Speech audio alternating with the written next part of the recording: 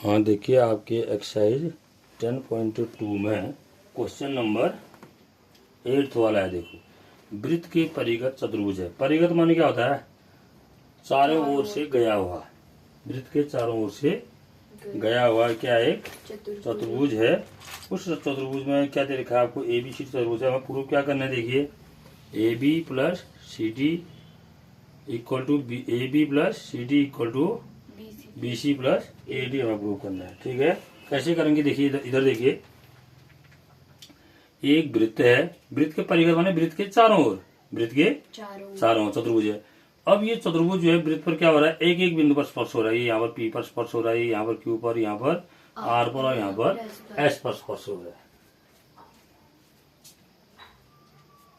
ठीक है, अब स्पर्श हो रहा है तो हमें ये प्रूव करना है। ए बी प्लस, बहुत इंपॉर्टेंट क्वेश्चन है, परीक्षाओं में आता है। तो कैसे करेंगे? देखिए, यानी कि जो पी पर स्पर्श हो रहा है और एस पर स्पर्श हो रहा है, स्पर्श रेखा कौन से खींची गई है? बिंदु ए से। पी और एस पर स्पर्श क्या है? स्पर्श बिंदु है ना। और अभी भी मैंने बताया था कि वृत्त के किसी बाह्य बिंदु से वृत्त पर खींची गई दोनों स्पर्श रेखाओं की लंबाई क्या होती है? बराबर होती है। तो इसको सबसे पहले ये लाइन याद होनी चाहिए।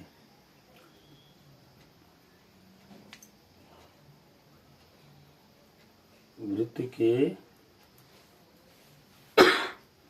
किसी बाह्य बिंदु से वृत्त पर खींची गई दोनों स्पर्श रेखा इंग्लिश में क्या बोलेंगे? दोनों स्पर्श रेखाओं की लंबाई। पूरा सेंटेंस को क्या बोलेंगे इंग्लिश में?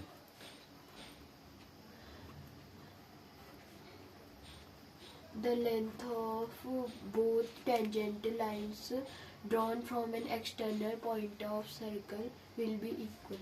Will be equal नहीं, आर इक्वल। ठीक है, बराबर होती है। तो इसलिए हम क्या लिखेंगे यहाँ से? इसलिए बिंदु ए से, जो हम बिंदु ए से खींच रहे हैं उसको देखिए, बिंदु ए से जो हमने बिंदु ए से खींची, क्या क्या है? ए पी और एस है। तो ए पी इक्वल टू हो जाएगा।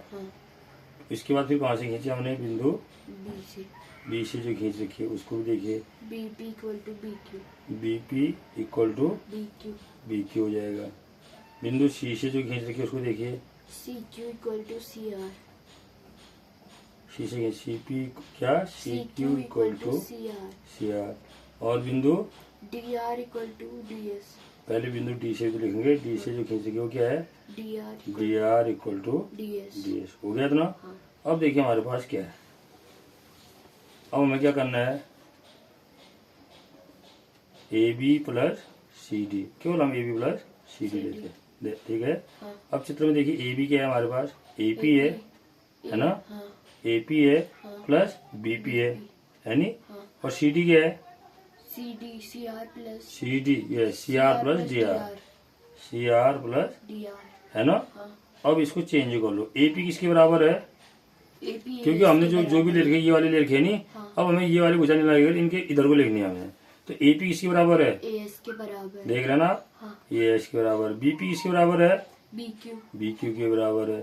सी आर किसके बराबर है? सी क्यू के बराबर है। और डी आर किसके बराबर है? डी एस के बराबर है ना। अब इसको अब देखो, अलग अलग मिलाए तो A S plus D S अलग हो जाएगा, और यहाँ B Q plus C Q अलग होगा। A S plus D S देखो तो A S plus D S क्या है?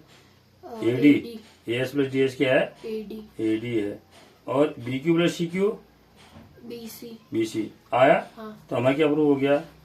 A B plus C D equal to A D plus B C. बस ये अगर प्रूव हो गया तो आपके 3 नंबर कहीं नहीं गए। बहुत इंपॉर्टेंट क्वेश्चन है। ठीक है, ओके, आज इतना ही पढ़ाते हैं।